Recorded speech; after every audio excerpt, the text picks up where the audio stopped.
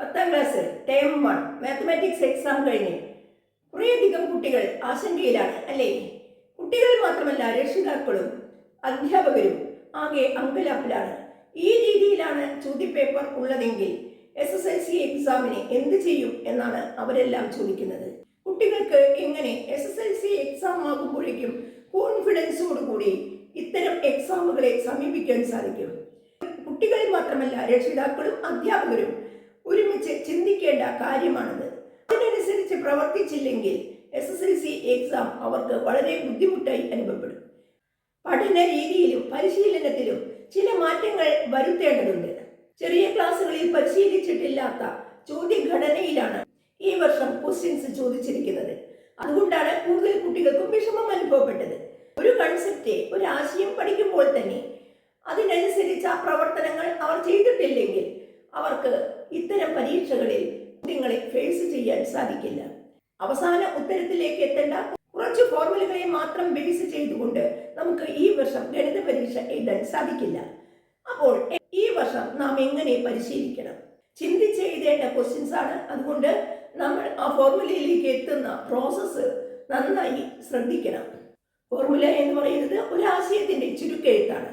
ആശയം ശരിയായി മനസ്സിലാക്കാതെ ചുരുക്കെഴുത്ത്, അതായത് ഫോർമുല മാത്രം കാണാപ്പാഠം പഠിച്ചു പോയ ഒരു കുട്ടിക്ക് പരീക്ഷയ്ക്ക് നന്നായി പെർഫോം ചെയ്യാൻ സാധിക്കില്ല.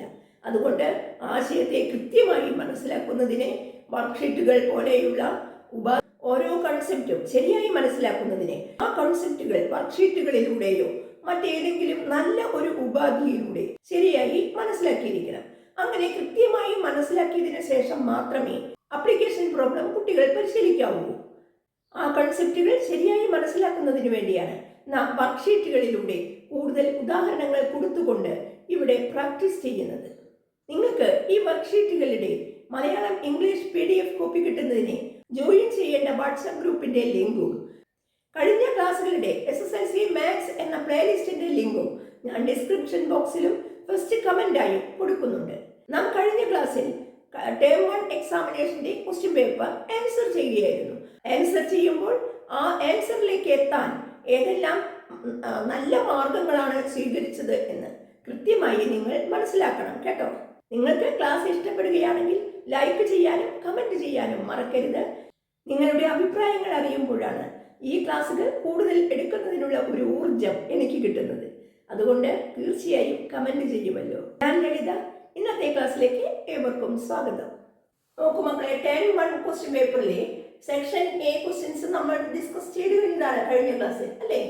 ഇന്ന് നമ്മൾ സെക്ഷൻ Bയിലെ ക്വസ്റ്റ്യൻസ് നോക്കാം. നമുക്ക് മലയാളത്തിലാണ് ക്വസ്റ്റ്യൻസ് എഴുതുന്നത്, എന്നാലും ഇംഗ്ലീഷിൽ ഞാൻ എക്സ്പ്ലെയിൻ ചെയ്യുന്നുണ്ട് കേട്ടോ. നിങ്ങൾക്ക് ഇംഗ്ലീഷ് മീഡിയം കുട്ടികൾക്ക് ബുദ്ധിമുട്ടുണ്ടാകാത്ത രീതിയിൽ ഇംഗ്ലീഷിലും പറഞ്ഞു തരുന്നുണ്ട്. ഇവിടെ നോക്കൂ, ഈ ക്വസ്റ്റ്യനിൽ എന്താണ് പറഞ്ഞിരിക്കുന്നത്? ഒരു മൾട്ടിപ്പിൾ ചോയ്സ് ക്വസ്റ്റ്യൻ ആണ് തന്നിരിക്കുന്നത്. ഒരു സ്ക്വയർ, ഒരു സമചതുരം, അതിന്റെ എല്ലാ സൈഡുകളുടെയും നീളം 2 സെന്റിമീറ്റർ വീതം കുറച്ച് ചെറുതാക്കി. ആ ചെറുതാക്കിയ സമചതുരത്തിന് അതിന്റെ ഏരിയ, അതിന്റെ പരപ്പളവ് എന്ന് പറയുന്നത് 81 ചതുരശ്ര സെന്റിമീറ്റർ ആണ്. 81 സ്ക്വയർ സെന്റിമീറ്റർ ആണ്. എങ്കിൽ ആദ്യത്തെ സമചതുരത്തിന്റെ വശത്തിന്റെ നീളം എത്ര എന്നാണ് ക്വസ്റ്റ്യൻ. സിമ്പിൾ ആണ്. നമുക്ക് ഇത് ഓൾജിബ്ര യൂസ് ചെയ്തും ഓൾജിബ്ര യൂസ് ചെയ്യാതെയും ചെയ്യാൻ പറ്റും അല്ലേ? മനസ്സിൽ തന്നെ കാൽക്കുലേറ്റ് ചെയ്യാൻ പറ്റുന്ന ഒരു പ്രോബ്ലം ആണിത്. നമുക്ക് ആദ്യം എന്തറിഞ്ഞാൽ മതി? ഏരിയ ഈക്വൽ ടു സ്ക്വയറിന്റെ ഏരിയ, സമചതുരത്തിന്റെ ഏരിയ, പരപ്പളവ് എന്ന് പറയുന്നത് സൈഡ് വശം സ്ക്വയർ ആണ് എന്ന് മനസ്സിലായാൽ മതി. എങ്കിൽ സൈഡിന്റെ സ്ക്വയർ, വശത്തിന്റെ സ്ക്വയർ ആണ് 81. എങ്കിൽ വശം എത്രയായിരിക്കും മക്കളെ? ഏത് സംഖ്യയുടെ സ്ക്വയർ ആണ് 81? 81 എന്ന് പറയുന്നത് 9ന്റെ സ്ക്വയർ ആണ് അല്ലേ? -9ന്റെയും സ്ക്വയർ തന്നെയാണ്. പക്ഷേ നീളമായതുകൊണ്ട് -9 ഇവിടെ എടുക്കില്ല. -9 എന്ന വില അവിടെ അക്സെപ്റ്റ് ചെയ്യില്ല കേട്ടോ. അപ്പൊ അതായത് വശം 9 ആണ്. ഈ സ്ക്വയറിന്റെ വശം 9 ആണ്. എങ്കിൽ ആദ്യത്തെ സമചതുരത്തിന്റെ ഇതിനേക്കാൾ വലിയ സമചതുരമായിരുന്നു ആദ്യത്തെ. ഇതിനേക്കാൾ ഇതിന് 2 കുറവാണ് 9 എങ്കിൽ ഇവിടെ 11 വരണ്ടേ? അതായത് ഇവിടെ കറക്റ്റ് ആൻസർ 11 ആണ് correct answer. Clear? 8th question നോക്കൂ. ഒരു അരിത്മെറ്റിക് സീക്വൻസിന്റെ ഓൾജിബ്ര, അതായത് nth ടേം എത്രയാണ് തന്നിട്ടുണ്ട്? 5n + 2 ആണ് തന്നിട്ടുണ്ട്. ഇവിടെ ചോദ്യം ആദ്യപദം എത്ര എന്നാണ്. നിങ്ങൾ ഈ ശ്രേണിയുടെ ആദ്യപദം കിട്ടുന്നതിന് n നെ ഇവിടെ ഫസ്റ്റ് ടേം കിട്ടും. 5 into 1 plus 2 അതെത്രയാണ്? 7 എന്ന് കിട്ടും. ഓക്കെ, വളരെ സിമ്പിളാണ്. ഇനി മറ്റൊരു മാർഗം കൂടിയുണ്ട്. 7 എന്നതാണ് ഇതിന്റെ കറക്റ്റ് ഓപ്ഷൻ. മറ്റൊരു ഈസിയായ മാർഗമുണ്ട്. ഒരു nth ടേം തന്നു കഴിഞ്ഞാൽ 5 plus 2 ആയിരിക്കും ഫസ്റ്റ് ടേം. ഫസ്റ്റ് ടേം എന്ന് പറയുന്നത് 5 plus 2 7. അതിന്റെ കോമൺ ഡിഫറൻസ് എന്ന് പറയുന്നത് എന്നിന്റെ കോഎഫിഷ്യന്റ്, എന്നിന്റെ ഗുണകം, എന്നിന്റെ അടുത്തുള്ള ഈ സംഖ്യ ഉണ്ടല്ലോ, അതായിരിക്കും. ക്ലിയർ? ശരിക്കും കോമൺ ഡിഫറൻസ് പൊതുവ്യത്യാസം കാണുന്നതിന് കാണും. രണ്ടാം പദത്തിൽ നിന്ന് ഒന്നാം പദം കുറച്ചാലും നമുക്ക് പൊതുവ്യത്യാസം 5 തന്നെയാണ് കിട്ടുക. അപ്പൊ ഇങ്ങനെയും ഒരു മാർഗമുണ്ട് എന്ന് പറയുകയാണ്. നമുക്ക് വേണമെങ്കിൽ ഈ മാർഗവും ഉപയോഗിക്കാം കേട്ടോ. നെക്സ്റ്റ് ക്വസ്റ്റ്യൻ നോക്കൂ മക്കളെ.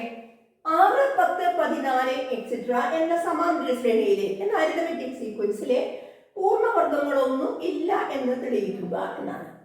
അതായത് പെർഫെക്റ്റ് സ്ക്വയേഴ്സ് ഇതിലൊന്നും വരില്ല എന്ന് തെളിയിക്കണം. ആരാണ് ഈ പെർഫെക്റ്റ് സ്ക്വയേഴ്സ് എന്ന് പറഞ്ഞാൽ? 1 സ്ക്വയർ 1 അല്ലേ? അതായത് 1, പിന്നെ ഏതാണ് 2 സ്ക്വയർ 4, 3 സ്ക്വയർ 9, 4 സ്ക്വയർ 16. ഇങ്ങനെയുള്ള ഈ സംഖ്യകളൊന്നും ഈ സീക്വൻസിൽ ഉണ്ടാവില്ല, ഈ സമാന്തര ശ്രേണിയിൽ ഉണ്ടാവില്ല എന്നാണ് നമുക്ക് തെളിയിക്കേണ്ടത് കേട്ടോ.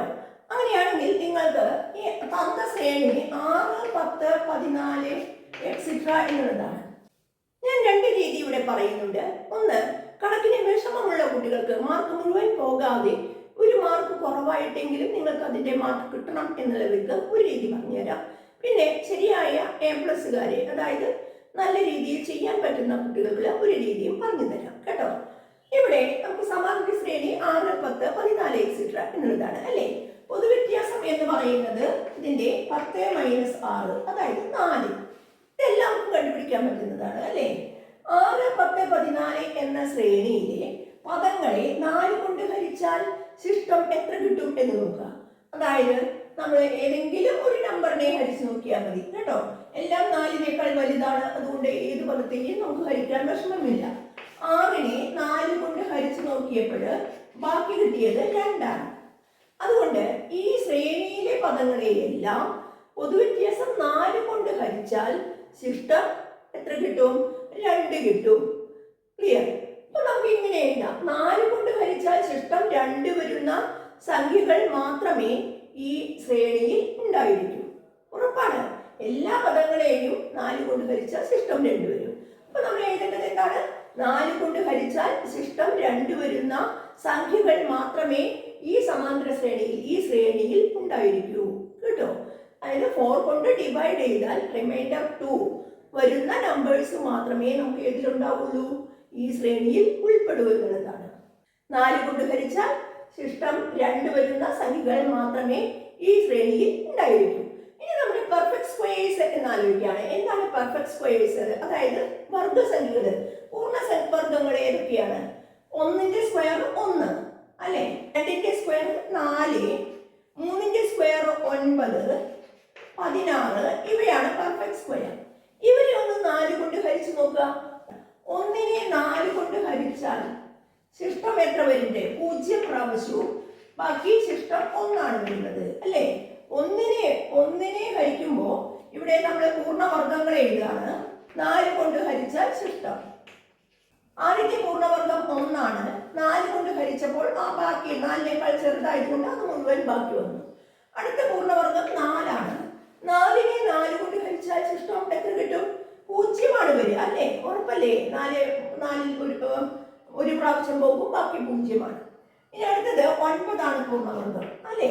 പൂർണ്ണവർഗം 9നെ 4 കൊണ്ട് ഹരിച്ചാൽ ബാക്കി എത്ര വരും? 2, 4, 8, ബാക്കി 1.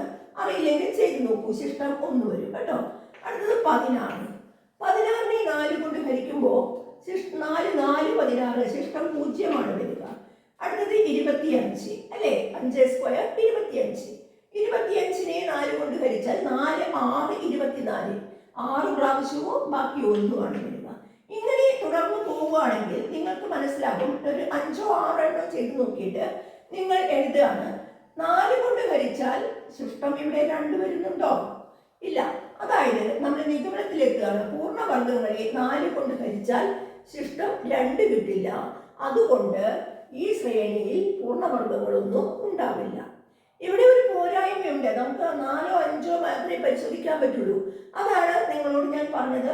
ഒരു മാർക്കോ മറ്റോ കുറയ്ക്കും, എന്നാലും മുഴുവൻ മാർക്ക് പോകണതിന് പകരമാണ് നമ്മൾ ഈ രീതി ചെയ്യാൻ നിങ്ങളോട്. 4 മാർക്കിന്റെ ഒരു ചോദ്യത്തിൽ അല്ലെങ്കിൽ 3 മാർക്കിന്റെ ഒരു ചോദ്യത്തിൽ 1 മാർക്ക് പോകുന്നെങ്കിലും 1 മാർക്കേ പോകുള്ളൂ. അതുകൊണ്ട് നിങ്ങൾ പരമാവധി ചെയ്യാൻ പറ്റുന്ന അത്ര ചെയ്യുക കേട്ടോ. അതായത് നമുക്ക് 4 5 പൂർണ്ണവർഗങ്ങളെ പരിശോധിച്ചു നോക്കുമ്പോൾ ശിഷ്ടം 2 കിട്ടുന്നില്ല കണ്ടോ. അപ്പൊ നമ്മൾ നിഗമനത്തിലെത്തുകയാണ്, പൂർണ്ണവർഗങ്ങളെ 4 കൊണ്ട് ഹരിച്ചാൽ ശിഷ്ടം 2 കിട്ടില്ല. അതുകൊണ്ട് ഈ ശ്രേണിയിൽ പൂർണ്ണവർഗങ്ങളൊന്നും ഉണ്ടാവില്ല. ഇനി നമുക്ക് ശരിയായ രീതി എങ്ങനെയാണ്? ഇവിടെ നമ്മുടെ പോരായ്മ എന്ന് പറയുന്നത് നമുക്ക് 4 5 എണ്ണത്തിനെ പരിശോധിച്ചിട്ടുള്ളൂ. പൂർണ്ണവർഗങ്ങൾ എന്ന് പറഞ്ഞാൽ കുറെ എണ്ണമുണ്ട് അല്ലേ. പൂർണ്ണവർഗങ്ങൾ അനവധിയാണ്. അപ്പൊ ഏതൊരു പൂർണ്ണവർഗത്തെയും എന്നൊരാശയം അവിടെ ഉപയോഗിച്ചില്ല എന്നുള്ളതാണ്. അത് അതിനു വേണ്ടിയിട്ടാണ് രണ്ടാമത്തെ മെത്തേഡ് പറയുന്നത്. നോക്കൂ മക്കളെ, ഇവിടെ പൊതുവ്യത്യാസം d = 4 അല്ലേ. നമുക്കറിയാം ഇതിന്റെ എണ്ണാം പദം കണ്ടുപിടിക്കാനായിട്ട് നമുക്കറിയാം. അതായത് ഈ ശ്രേണിയുടെ പൊതുപദമാണ് കണ്ടുപിടിക്കുന്നത്. ഈ ശ്രേണിയുടെ പൊതുപദമാണ് കണ്ടുപിടിക്കുന്നത്. 4xn നമുക്ക് സൂത്രവാക്യം അറിയാം, dn + f - d അല്ലെങ്കിൽ f + n - 1 × d. ഇതിൽ നിന്ന് നമുക്ക് കിട്ടുന്നത് dn എന്ന് പറഞ്ഞാൽ 4n പ്ലസ് f - d 4 - 4 6 - 4 2. അതായത് എല്ലാം പദം 4n + 2 ആണ്. എല്ലാം പദം 4n + 2 ആണ്. ഇതിന്റെ അർത്ഥം എന്താണ്? ഈ ശ്രേണിയിലെ ഏതൊരു പദവും 4n + 2 എന്ന ഫോമിലായിരിക്കും. ക്ലിയർ? എന്താണ് ഇതിന്റെ അർത്ഥം? 4ന്റെ ഗുണിതത്തോട് 2 കൂട്ടണം, അല്ലെങ്കിൽ 4 കൊണ്ട് ഹരിച്ചാൽ ശിഷ്ടം 2 കിട്ടും. ഇതാണ് ഇതിന്റെ അർത്ഥം. ക്ലിയർ? അങ്ങനെയാണെങ്കിൽ 4 കൊണ്ട് ഹരിച്ചാൽ ശിഷ്ടം ഏതെല്ലാം 4 കൊണ്ട് ഹരിച്ചാൽ ഏതൊക്കെ ശിഷ്ടം വരാൻ സാധ്യതയുണ്ട്? ഏതൊരു സംഖ്യയെയും 4 കൊണ്ട് ഹരിച്ചാൽ ഏതൊക്കെ ശിഷ്ടം വരാൻ സാധ്യതയുണ്ട്? ഏതൊക്കെ? 0 വരാം, 1 2 3. ഇതല്ലേ വരാൻ സാധ്യതയുള്ളത്. 4 കൊണ്ട് ഹരിച്ചാൽ ശിഷ്ടം 0 1 2 3 എന്നിവയായിരിക്കും. 4ൽ കുറവായ സംഖ്യകൾ മാത്രമേ വരാൻ സാധിക്കൂ കേട്ടോ. അങ്ങനെയാണെങ്കിൽ 0 ശിഷ്ടം വരുന്ന സംഖ്യകളുടെ പൊതുപദം ഏത് രൂപത്തിലായിരിക്കും? 4n രൂപത്തിലായിരിക്കും. 4ന്റെ ഗുണിതമായിരിക്കും. ശരിയല്ലേ? 1 ശിഷ്ടം വരിക എന്ന് പറഞ്ഞാൽ ഏത് രീതിയിലായിരിക്കും? 4n + 1, 4ന്റെ ഗുണിതത്തോട് 1 കൂട്ടുക. 2 ശിഷ്ടം വരിക എന്ന് പറയുമ്പോൾ ഏത് രൂപത്തിലായിരിക്കും? 2 ശിഷ്ടം വരിക എന്ന് പറഞ്ഞാൽ 4ന്റെ ഗുണിതത്തോട് 2 കൂടുതൽ. ഓക്കെ. 3 ശിഷ്ടം വരിക എന്ന് പറഞ്ഞാലോ? 3 ശിഷ്ടം വരിക എന്ന് പറഞ്ഞാൽ 4n + 3. അപ്പൊ ഏതൊക്കെ രീതിയിലുണ്ട്? നമ്മുടെ എല്ലാ എണ്ണൽ സംഖ്യകളും അല്ലേ, 1 2 3 4 തുടങ്ങിയുള്ള എല്ലാ എണ്ണൽ സംഖ്യകളും ഏതെല്ലാം രൂപത്തിലായിരിക്കാം? 4n എന്ന രൂപത്തിലും 4n + 1 എന്നതും 4n + 2 4n + 3. ക്ലിയർ? ഇതാണ് എണ്ണൽ സംഖ്യകളുടെ പൊതുരൂപം. ഇതിന്റെയൊക്കെ സ്ക്വയറുകളാണ് പൂർണ്ണവർഗങ്ങൾ എന്ന് പറയുന്നത്. എല്ലാ എണ്ണൽ സംഖ്യകളുടെയും വർഗങ്ങള് പൂർണ്ണവർഗങ്ങളാണ് അല്ലെ, പെർഫെക്റ്റ് സ്ക്വയേഴ്സ് ആണ്. എങ്കിൽ 4n² എന്ന് പറയുന്നത് എന്താണ്? 4n² എന്ന് പറയുന്നത് 16n² ആണ് അല്ലേ. 16n² എന്ന് പറഞ്ഞാൽ 4 കൊണ്ട് നിശേഷം ഹരിച്ചു പോകും. ശരിയല്ലേ? 16n² നമുക്ക് 4 കൊണ്ട് കൃത്യമായിട്ട് ഡിവൈഡ് ചെയ്ത് പോവാം. 4 16 4n² എന്ന ആൻസർ വരും. ശിഷ്ടം വരില്ല. അതായത് ഇതിന്റെ ശിഷ്ടം, ഇതിനെ 4 കൊണ്ട് ഹരിച്ചാൽ ശിഷ്ടം എത്രയാണ്? 0 ആണ്. ക്ലിയർ?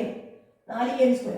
4n + 1 എന്ന രൂപത്തിലുള്ള സംഖ്യകളുടെ സ്ക്വയർ എന്ന് പറയുന്നത് എങ്ങനെയാണ്? a + b². 4n-ന്റെ സ്ക്വയർ 16n² പ്ലസ് 1-ന്റെ സ്ക്വയർ 1 പ്ലസ് 2 × 4n × 1 അതായത് 8n. ശരിയല്ലേ? ഇതിനെ രണ്ടിനെയും 4 കൊണ്ട് ഹരിച്ചു പോകും. 4ന്റെ ഗുണിതങ്ങളാണ്. അപ്പൊ ബാക്കി ശിഷ്ടം ഏതാ വരിക? 1 ആണ് വരിക അല്ലെ. ശിഷ്ടം 1, റിമൈൻഡർ 1. 4 കൊണ്ട് ഹരിച്ചാൽ റിമൈൻഡർ 1. ഇവിടെ നമ്മൾ മുൻപ് ചെയ്തു നോക്കിയിട്ടാണ് ചെയ്തതെങ്കിൽ ഇവിടെ നമ്മൾ ഓൾജിബ്ര യൂസ് ചെയ്ത് എത്രയാണ് റിമൈൻഡർ അല്ലെങ്കിൽ ശിഷ്ടം എന്ന് കണ്ടുപിടിക്കുന്നു. അതേ ഉള്ളൂ. ഇവിടെ 4n + 2ന്റെ ഹോൾ സ്ക്വയർ ഇത്തരം സംഖ്യകളുടെ പൂർണ്ണവർഗ്ഗങ്ങൾ എന്തൊക്കെയായിരിക്കും? 16n² പ്ലസ് 2 × 4n × 2, അതായത് 2 × 4 8, 8 × 2 16n. കുറച്ചുകൂടി മാത്സ് അറിയുന്ന കുട്ടികൾ ആയതുകൊണ്ടാണ് ഞാൻ വിശദീകരിച്ച് ഇത് സ്റ്റെപ്പ് മുഴുവൻ എഴുതാത്തത്. a+b² = a² + 2ab + b², കേട്ടോ. പ്ലസ് ഇനി b², അതായത് 2ന്റെ സ്ക്വയർ 4. നോക്കൂ മക്കളെ, ഇതിലെ 4n + 2ന്റെ ഹോൾ സ്ക്വയർ എന്ന് പറയുന്നത് എന്തായിരിക്കും? 4 കൊണ്ട് ഹരിച്ചാൽ ശിഷ്ടം ഏതായിരിക്കും? ശിഷ്ടം 0 അല്ലേ? 4 കൊണ്ട് ഹരിച്ചാൽ ശിഷ്ടം 0 ആയിരിക്കും. അതെ, 4n + 3 ഹോൾ സ്ക്വയർ എന്ന രൂപത്തിലാണെങ്കിലോ 4n² 16n² പ്ലസ് 2 × 4 × 3, അതായത് 2 × 4 8, n 3 24n പ്ലസ് 3ന്റെ സ്ക്വയർ 9. നോക്കൂ, 9 എന്നതിനെ നമുക്ക് 8 + 1, 4ന്റെ ഗുണിതം 8, 8നോട് 1 അല്ലേ? അതായത് ഇത് 4ന്റെ ഗുണിതാണ്, ഇത് 4ന്റെ ഗുണിതാണ്. പിന്നെ 9, 9ൽ 4 കൊണ്ട് ഹരിച്ചാൽ ബാക്കി 1 ആണ് വരിക. അതായത് ഈ പൂർണ്ണവർഗ്ഗത്തെ 4 കൊണ്ട് ഹരിച്ചാൽ ശിഷ്ടം 1 ആണ് വരിക. കണ്ടോ? ഇപ്പൊ നമ്മൾ എന്താ മനസ്സിലാക്കിയത്? ഏതൊരു പൂർണ്ണവർഗ്ഗത്തെയും ഏതൊരു പൂർണ്ണവർഗ്ഗം എന്ന് പറയാൻ സാധിക്കും. കാരണം എല്ലാ എണ്ണൽ സംഖ്യകളും ഇതിൽ ഉൾപ്പെട്ടു. എല്ലാ എണ്ണൽ സംഖ്യകളും 4n, 4n + 1, 4n + 2, 4n + 3 എന്ന രൂപത്തിലാണ്. ക്ലിയർ? അതുകൊണ്ട് ഏതൊരു എണ്ണൽ സംഖ്യയുടെയും വർഗത്തെ 4 കൊണ്ട് ഹരിച്ചാൽ ശിഷ്ടം ഏതു മാത്രമേ വരികയുള്ളൂ? 0, 1 എന്ന മാത്രമേ വരികയുള്ളൂ. പക്ഷേ ഇതിലെല്ലാം എല്ലാ സംഖ്യകളെയും, ശ്രേണിയിലെ എല്ലാ സംഖ്യകളെയും 4 കൊണ്ട് ഹരിച്ചാൽ ശിഷ്ടം 2 ആണ് വരിക. അതുകൊണ്ട് ഈ ശ്രേണിയിലെ പദം ആവില്ല. പൂർണ്ണവർഗ്ഗങ്ങളൊന്നും തന്നിരിക്കുന്ന ശ്രേണിയിലെ പദമാവില്ല, കേട്ടോ. അപ്പോഴെന്താണ് താഴെ എഴുതേണ്ടത്? തന്നിരിക്കുന്ന ശ്രേണിയിലെ സംഖ്യകളെ 4 കൊണ്ട് ഹരിച്ചാൽ ശിഷ്ടം 2 ആണ് കിട്ടുക, അല്ലേ? 4 കൊണ്ട് ഹരിച്ചാൽ ശിഷ്ടം 2 വരുന്ന സംഖ്യകൾ മാത്രമേ തന്നിരിക്കുന്ന ശ്രേണിയിൽ ഉൾപ്പെടൂ. പക്ഷേ പൂർണ്ണവർഗ്ഗങ്ങളെ 4 കൊണ്ട് ഹരിച്ചാൽ ശിഷ്ടം 0ഉം 1ഉം മാത്രമേ വരികയുള്ളൂ. അതുകൊണ്ട് പൂർണ്ണവർഗ്ഗങ്ങളൊന്നും തന്നിരിക്കുന്ന ശ്രേണിയിൽ പദമാവില്ല. നെക്സ്റ്റ് ക്വസ്റ്റ്യൻ നോക്കൂ മക്കളെ. ഇവിടെ 4ന്റെ അടുത്തടുത്ത 2 ഗുണിതങ്ങളുടെ ഗുണനഫലം 672 ആണ് എന്നാണ് തന്നിരിക്കുന്നത്, അല്ലേ? 2 മൾട്ടിപ്പിൾസ്, 4ന്റെ 2 മൾട്ടിപ്പിൾസ് അടുത്തടുത്തുള്ളത്, അല്ലേ? കോൺസിക്യൂട്ടീവ് മൾട്ടിപ്പിൾസിന്റെ പ്രൊഡക്റ്റ് ആണ് എന്ത്? 672, 672. ഫസ്റ്റ് ക്വസ്റ്റ്യൻ, ഒരു രണ്ടാകൃതി സമവാക്യം രൂപീകരിക്കുക. ഈ വസ്തുതകളെ അടിസ്ഥാനമാക്കി ഒരു രണ്ടാകൃതി സമവാക്യം രൂപീകരിക്കുക. സെക്കൻഡ് ഡിഗ്രി ഇക്വേഷൻ ഉണ്ടാക്കണം. എങ്ങനെ ചെയ്യും? അടുത്തടുത്ത 2 ഗുണിതങ്ങൾ ഏതെല്ലാം എന്ന് വിചാരിക്കുകയാണ്. ഒരെണ്ണം x ആണെങ്കിൽ ഓൾജിബ്ര യൂസ് ചെയ്യണം, സമവാക്യം രൂപീകരിക്കാൻ പറഞ്ഞിട്ടുണ്ട്, അല്ലേ? ഒരെണ്ണം x ആണെങ്കിൽ അടുത്ത 4ന്റെ ഗുണിതം ഏതായിരിക്കും? ഈ സംഖ്യയേക്കാൾ 4 കൂടുതലായിരിക്കും, അല്ലേ? x + 4, അല്ലേ? അതായത് അടുത്തടുത്ത 4ന്റെ ഗുണിതങ്ങൾ xഉം x + 4ഉം ആണെന്ന് വിചാരിക്കുന്നു. അടുത്തടുത്ത 4ന്റെ ഗുണിതങ്ങൾ xഉം x + 4ഉം. അങ്ങനെയാണെങ്കിൽ രണ്ടാകൃതി സമവാക്യം ഇവയുടെ പ്രൊഡക്റ്റ് ആണ്, ഇവയുടെ ഗുണനഫലമാണ് എത്ര? 672. അതായത് x × x + 4 = 672. ഓക്കെ, ഇതാണ് രണ്ടാകൃതി സമവാക്യമെങ്കിലും ഇതിനെ ഒന്ന് ബ്രാക്കറ്റ് ഓപ്പൺ ചെയ്യണം, കേട്ടോ. x × x x² plus x × 4 അതായത് 4x = 672. ക്ലിയർ? ഒന്ന് സ്റ്റാൻഡേർഡ് ഫോമിലേക്ക് കൊണ്ടുവന്നാൽ x² പ്ലസ് 4x 672 റൈറ്റ് സൈഡിലാണ്, അല്ലേ? ഇവിടെ 0 വന്നെങ്കിൽ 672ൽ നിന്ന് 672 മൈനസ് ചെയ്യണം. ക്ലിയർ? ആ 672 ഈ ലെഫ്റ്റ് സൈഡിലും മൈനസ് ചെയ്യണം. അപ്പോഴാണ് 672ൽ നിന്ന് 672 മൈനസ് ചെയ്യണം. രണ്ട് ഭാഗത്തും 672 672 മൈനസ് ചെയ്തു. അങ്ങനെയാണ് x² പ്ലസ് 4x മൈനസ് 672 ഇവിടെ എന്ത് വന്നു? 0 ആയി പോയത്. ഇതാണ് രണ്ടാകൃതി സമവാക്യം. ക്ലിയർ? ഇതുവരെ എഴുതിയാലും മതി, സ്റ്റാൻഡേർഡ് ഫോമിലേക്ക് കൊണ്ടുവന്നു മാത്രമേ ഉള്ളൂ, കേട്ടോ. നെക്സ്റ്റ്, സംഖ്യകൾ ഏതൊക്കെ എന്നാണ് ചോദ്യം. സംഖ്യകൾ ഏതൊക്കെ എന്നാണ്? ആ 4ന്റെ സംഖ്യകൾ ഏതൊക്കെ എന്നാണ്? ആ 4ന്റെ ഗുണിതങ്ങൾ ഏതൊക്കെ? 4ന്റെ മൾട്ടിപ്പിൾസ് ഏതൊക്കെയാണ്? അപ്പൊ നമുക്ക് സ്ക്വയർ കംപ്ലീഷൻ മെത്തേഡ് യൂസ് ചെയ്യാം, അല്ലേ? സ്ക്വയർ കംപ്ലീഷൻ വർഗം പൂർത്തിയാക്കൽ ഉപയോഗിക്കണമെങ്കിൽ നമ്മൾ ഈ രൂപത്തിലെ നമ്മൾ സംഖ്യയെ മറുഭാഗത്തേക്ക് കൊണ്ടുപോയ രീതിയിൽ എക്സ് സ്ക്വയർ പ്ലസ് 4x ഇവിടെ നിർത്തി റൈറ്റ് സൈഡിലെ 672. നമ്മൾ എന്ത് ചെയ്യാനാണ് പറഞ്ഞിരിക്കുന്നത്? എക്സ് സ്ക്വയർ പ്ലസ് 4x കൂടെ ആരെയാണ് ആഡ് ചെയ്യേണ്ടത്? ഇവിടെയും അതേ നമ്പർ ആഡ് ചെയ്യണം. ഏതാണ് നമ്പർ? എന്താണ് നമുക്ക് മാർഗം? എക്സിന്റെ ഗുണകം, എക്സിന്റെ അടുത്തുള്ള ഈ സംഖ്യ 4 അല്ലേ? 4ന്റെ പകുതിയുടെ വർഗം, അതായത് 4ന്റെ പകുതിയുടെ വർഗമാണ് രണ്ട് ഭാഗത്തും കൂട്ടേണ്ടത്. 4ന്റെ പകുതി അതിന്റെ വർഗമാണ് രണ്ട് സൈഡിലും കൂട്ടേണ്ടത്. ക്ലിയർ? അങ്ങനെയാണെങ്കിൽ ഇത് ആരായി മാറും? എക്സ് സ്ക്വയറിൽ നിന്ന് എക്സ്, 4/2 എന്ന് പറഞ്ഞാൽ 2 ആണ് അല്ലേ? ആ 2ഉം ഇവിടെ അഡീഷൻ ആണ്, അതുകൊണ്ട് plus x plus 2 whole square ആയി ഇത് മാറും. ക്ലിയർ? ഒന്നുകൂടി പറയാം. എക്സ് സ്ക്വയറിന്റെ സ്ക്വയർ റൂട്ട് എക്സ്, 4/2 എന്ന് പറഞ്ഞാൽ 2 ആണ്. 2ന്റെ സ്ക്വയറിൽ നിന്ന് നമ്മൾ ആ സ്ക്വയർ കളഞ്ഞ് 2 എഴുതുന്നു. ഈ ഇതിന്റെ ഹോൾ സ്ക്വയർ ആണ് ഈ സംഭവം. നോക്കൂ, X square plus 2 into X into 2, അതാണ് 4x പ്ലസ് 2 സ്ക്വയർ 4. ഇവിടെ 2 സ്ക്വയർ എന്ന് പറഞ്ഞാൽ 4. ക്ലിയർ? ഈക്വൽ ടു ഇവിടെ എന്തായി മാറി? 672 കൂടി നമ്മൾ എത്ര കൂട്ടുന്നു? 2ന്റെ സ്ക്വയർ എന്ന് പറഞ്ഞാൽ 4, 676. Okay, x plus 2 whole square equal to 676 എങ്കിൽ എക്സ് പ്ലസ് 2 ആരായിരിക്കും? ഏത് സംഖ്യയുടെ വർഗമാണ് 676? ഏത് സംഖ്യയുടെ വർഗമാണ് 676? നിങ്ങൾക്ക് 6 അവസാനിക്കണമെങ്കിൽ, 6ൽ സ്ക്വയർ അവസാനിക്കണമെങ്കിൽ ഏതായിരിക്കണം? 4 4 16 6ൽ അവസാനിക്കും. ഒന്നുകിൽ 4 അല്ലെങ്കിൽ 6 6 36, ഒന്നുകിൽ 6 അല്ലേ? 4ലോ 6ലോ അവസാനിക്കണം. 4ലോ 6ലോ അവസാനിക്കുന്ന രണ്ട് സംഖ്യകളാണ്. ഏതാണ് ആ രണ്ട് സംഖ്യകൾ? 24 അല്ലെങ്കിൽ 676 എന്ന് പറഞ്ഞാൽ നിങ്ങൾക്ക് പെട്ടെന്ന് ഓർമ്മ വരുന്നത് 25ന്റെ സ്ക്വയർ 625. അത് നമ്മൾ എപ്പോഴും ഉപയോഗിക്കുന്നതാണ് അല്ലേ? 25ന്റെ വർഗം 625 ആണ്. തീർച്ചയായിട്ടും അതിനേക്കാൾ കൂടുതലാണ്. അതുകൊണ്ട് 24 ആകാൻ സാധ്യതയില്ല, 26 ആകാനാണ് സാധ്യത. അതായത് എക്സ് പ്ലസ് 2 സമം 26, പോസിറ്റീവ് 26 അല്ലെങ്കിൽ നെഗറ്റീവ് 26. പക്ഷേ ഇവിടെ 4ന്റെ ഗുണിതം എന്ന് പറഞ്ഞു. എക്സ് ഏതൊക്കെയാവാം? എക്സ് ഏതൊക്കെയാവാം? 26 ആണെങ്കിൽ 26 2 കുറവ്, ഇവിടെ 2 കൂടുതലാണ്, ആ 2 കുറവ്. അതായത് അല്ലെങ്കിൽ 26 നെഗറ്റീവ് 26ൽ നിന്ന് 2 കുറവ്. ഏതൊക്കെയാണ്? 24,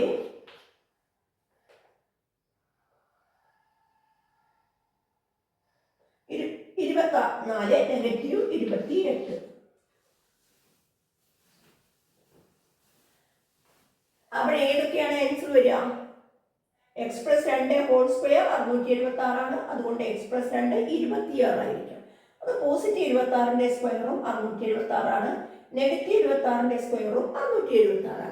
മനസ്സിലായില്ലേ? അതുകൊണ്ട് ഈ എക്സ് പ്ലസ് 2 എന്ന് പറയുന്നത്, എക്സ് എന്ന് പറയുന്നത് ഇവിടെ 2 കൂടുതലാണ്, അതുകൊണ്ട് 2 കുറവായിരിക്കും. 26 മൈനസ് 2 അല്ലെങ്കിൽ നെഗറ്റീവ് 26 മൈനസ് 2, 24 നെഗറ്റീവ് 28. പക്ഷെ നമ്മൾ മനസ്സിലാക്കിയിട്ടുണ്ട് എക്സ് എന്ന് പറയുന്നത് ഒരു ആദ്യത്തെ 4ന്റെ ഗുണിതമായിട്ടാണ് എടുത്തത് അല്ലേ? അപ്പൊ ആ 4ന്റെ ഗുണിതങ്ങൾ ഏതെല്ലാം വരും? ഒന്ന് 24, പിന്നെ അതിനേക്കാൾ 4 കൂടുതൽ എക്സും എക്സ് പ്ലസ് 4 ആണ് എടുത്തത്. അതായത് 24 28. ഇതാണ് 2 എണ്ണം. അല്ലെങ്കിൽ നെഗറ്റീവ് 28ഉം അതിനേക്കാൾ 4 കൂടുതൽ, നെഗറ്റീവ് 28നോട് 4 കൂട്ടിയ നെഗറ്റീവ് 24. അപ്പൊ 2 പെയറാണ് കിട്ടുക. 24 28 അല്ലെങ്കിൽ നെഗറ്റീവ് 28 നെഗറ്റീവ് 24 എന്നീ 2 ജോഡികളാണ് ഇതിന്റെ ആൻസർ ആയിട്ട് വരിക. എക്സ് പ്ലസ് 2 ഹോൾ സ്ക്വയർ 676 ആണ്. എങ്കിൽ ഏത് സംഖ്യയുടെ വർഗമാണ്? 26ന്റെ സ്ക്വയർ ആണ് 676 അല്ലേ? എങ്കിൽ എക്സ് പ്ലസ് 2 സമം 26. എക്സ് പ്ലസ് 2 എങ്കിൽ എക്സ് പ്ലസ് 2 സമം 26, എക്സ് സമം 24 എന്ന് കിട്ടും അല്ലേ? അതായത് 4ന്റെ ഗുണിതങ്ങൾ ഏതൊക്കെയാണ്? 24ഉം അതിനേക്കാൾ 4 കൂടുതൽ 28. ഏതൊക്കെയാണ് സംഖ്യകൾ? 24, 28 എന്ന് കിട്ടും. ക്ലിയർ അല്ലേ? നെക്സ്റ്റ് ക്വസ്റ്റ്യൻ വളരെ സിമ്പിൾ ആയിട്ടുള്ള ഒരു ക്വസ്റ്റ്യൻ ആണ്. ഒരു സമാന്തര ശ്രേണിയുടെ ആദ്യത്തെ n പദങ്ങളുടെ തുക 3n² പ്ലസ് 2n ആണ്. തുകയാണ് 3n² പ്ലസ് 2n. ഓക്കെ, ആദ്യത്തെ n പദങ്ങളുടെ തുകയാണ് 3n² പ്ലസ് 2n. നമ്മളോട് ചോദിച്ചിരിക്കുന്ന ആദ്യത്തെ ചോദ്യം ആദ്യത്തെ തുടർച്ചയായ n പദങ്ങളുടെ തുകയാണ് ഇത് അല്ലേ? എങ്കിൽ n-ന് 1 എന്ന വില കൊടുത്താൽ n-ന് 1 കൊടുത്താൽ എന്താണ് കിട്ടുക? ഒരു പദത്തിന്റെ തുകയാണ് കിട്ടുക അല്ലേ? ഒരു പദത്തിന്റെ തുക എന്ന് പറയുന്നത് ആദ്യ പദം തന്നെ x1 ആണ്. ക്ലിയർ? ആദ്യ പദം കിട്ടുന്നതിന് 3 × 1² പ്ലസ് 2 × 1. കണ്ടോ? നിങ്ങള് n-ന് 1 എന്ന് കൊടുക്കാതെ തന്നെ നമുക്കിത് ചെയ്യാൻ പറ്റും. n-ന് 1 കൊടുത്താൽ ഇതിനെ ബാധിക്കില്ല. കണ്ടോ? 3 + 2 എന്ന് എഴുതിയാലും മതി. 3 + 2 ആണ് ഇതിന്റെ ആൻസർ. ക്ലിയർ? ഒറ്റ നോട്ടത്തിൽ തന്നെ പറയാൻ പറ്റും. ഇതിനെ സംഖ്യകൾ കൂട്ടിയാൽ ആദ്യ പദം കിട്ടും. 3 + 2 അത് സമം 5. അപ്പൊ ആദ്യ പദം 5. ക്ലിയർ അല്ലേ? എല്ലാവർക്കും കിട്ടിയിട്ടുണ്ടാവും അല്ലേ? ഇനി അടുത്ത രണ്ടാമത്തെ ക്വസ്റ്റ്യൻ എന്ന് പറയുന്നത് എന്താണ്? ആദ്യത്തെ 2 പദങ്ങളുടെ തുക എത്ര എന്നാണ്. ആദ്യത്തെ 2 പദങ്ങളുടെ തുക കിട്ടണമെങ്കിൽ എന്ത് ചെയ്യണം? n-ന് പകരം എന്ത് കൊടുക്കണം? 2 എന്ന് കൊടുക്കണം. ആദ്യത്തെ 2 പദങ്ങളുടെ തുക കിട്ടാൻ n-ന് 2 എന്ന് കൊടുക്കണം. ക്ലിയർ? അപ്പൊ നോക്കാം അത് എത്രയായിരിക്കും? 3 × 2² n-ന് പകരം 2² പ്ലസ് 2 × 2. ഓക്കെ, സിമ്പിൾ അല്ലേ? അതായത് 3 × 4 12 പ്ലസ് 4 16 എന്നാണ് ആൻസർ വരിക കേട്ടോ. ആദ്യത്തെ 2 പദങ്ങളുടെ തുക 16. ആദ്യത്തെ ഒരു പദം 5, ആദ്യത്തെ 2 പദങ്ങളുടെ തുക 16. ആദ്യത്തെയും രണ്ടാമത്തെയും കൂട്ടിയപ്പോഴാണ് 16 കിട്ടിയത്. അതുകൊണ്ട് ഇത് 5 ആണെങ്കിൽ ബാക്കി ഇത് 11 ആയിരിക്കണം. രണ്ടാം പദം 11 ആയിരിക്കണം. ഇവിടെ 2 പദങ്ങളുടെ തുക മാത്രമാണ് ചോദിച്ചത്. അതുകൊണ്ട് 16 എഴുതി അവസാനിപ്പിച്ചാൽ മതി കേട്ടോ. ഇനി 11ാമത്തെ ക്വസ്റ്റ്യനിലെ ഒരു തേർഡ് പാർട്ടും കൂടി ഉണ്ടായിരുന്നു. n-ാം പദം കണ്ടുപിടിക്കുക എന്നാണ്. കണ്ടോ? നമുക്ക് തുക 3n² പ്ലസ് 2n എന്നതിൽ നിന്ന് ഫസ്റ്റ് പാർട്ടിൽ നമ്മൾ ആദ്യ പദം 5 എന്ന് കിട്ടി. പിന്നെ രണ്ടാമത്തെ പാർട്ടിൽ നമുക്ക് ആദ്യത്തെ 2 പദങ്ങളുടെ തുക 16 കിട്ടി അല്ലേ? നമുക്ക് ഇതിൽ പൊതുവ്യത്യാസം കാണണമെങ്കിൽ എന്ത് ചെയ്യണം? ഇത് രണ്ടാം പദം കണ്ടുപിടിക്കണം അല്ലേ? നമുക്ക് രണ്ടാം പദം എന്ത് കിട്ടും? x1 പ്ലസ് x2 ആണ് 16. x1 പ്ലസ് x2 ആണ് 16. എങ്കിൽ രണ്ടാം പദം കിട്ടുന്നതിന് 16ൽ നിന്ന് ആദ്യ പദം 5 കുറച്ചാൽ മതി അല്ലേ? 2 പദങ്ങളുടെ തുകയിൽ നിന്ന് ആദ്യ പദം കുറച്ചാൽ നമുക്ക് കിട്ടുന്നത് രണ്ടാം പദമാണ്. അതായത് 16 - 5 11. എങ്കിൽ പൊതുവ്യത്യാസം d സമം രണ്ടാം പദം മൈനസ് ആദ്യ പദം 5 6. ഇതിനേക്കാൾ എളുപ്പത്തിലുള്ള മാർഗമാണ് ഞാൻ മുമ്പ് പറഞ്ഞിരുന്നു. എന്താണ്? ഇതിൽ നിന്ന് തന്നെ നമുക്ക് വേണമെങ്കിൽ നേരിട്ട് എഴുതാം. പക്ഷെ ഇവിടെ സബ് ക്വസ്റ്റ്യൻ ചോദിച്ചിട്ടുണ്ട്. ആദ്യത്തെ 2 പദങ്ങളുടെ തുക ചോദിച്ചത് കൊണ്ട് ഈ രീതിയിൽ മുന്നോട്ട് പോകാം കേട്ടോ. അല്ലെങ്കിൽ നമുക്ക് മൾട്ടിപ്പിൾ ചോയ്സ് ഒക്കെ ആണെങ്കിൽ നമുക്ക് ഉടനെ പറയാൻ പറ്റും. പൊതുവ്യത്യാസം n² അടുത്തുള്ള സംഖ്യ 3ന്റെ 2 ടൈംസ് ആണ്. അതായത് ഇരട്ടിയാണ്. അതായത് 6 ആണ് പൊതുവ്യത്യാസം. ആദ്യ പദം 3 + 2 5 6 എന്ന് എഴുതാൻ സാധിക്കും. അപ്പോൾ പൊതുവ്യത്യാസം 6 കിട്ടി. ആദ്യ പദം 5 കൊണ്ട് നമുക്ക് ഈ n-ാം പദം വളരെ സിമ്പിൾ ആയിട്ട് നിങ്ങൾക്ക് ഇഷ്ടമുള്ള ഒരു ചോദ്യമാണ് n-ാം പദം കണ്ടുപിടിക്കുക എന്നുള്ളത് അല്ലേ? n-ാം പദം സമം dn plus f - d. Okay, അതായത് dn എന്ന് പറഞ്ഞാൽ d 6 ആണ്. 6n പ്ലസ് f എന്ന് പറയുന്നത് എത്രയാണ്? 5 5 - 6. അതായത് 6n - 1. 5 ന്ന് 6 കുറച്ചാൽ 1 കുറവ്, അതായത് -1 കേട്ടോ. n-ാം പദം സമം 6n - 1. സിമ്പിൾ അല്ലേ?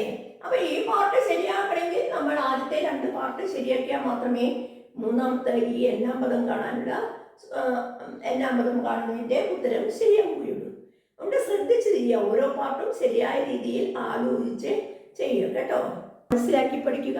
നല്ല ആത്മവിശ്വാസത്തോടെ ഇരിക്കുക, സന്തോഷത്തോടെ ഇരിക്കുക. നമുക്ക് അടുത്ത ക്ലാസ്സിൽ കാണും വരെ ബൈ.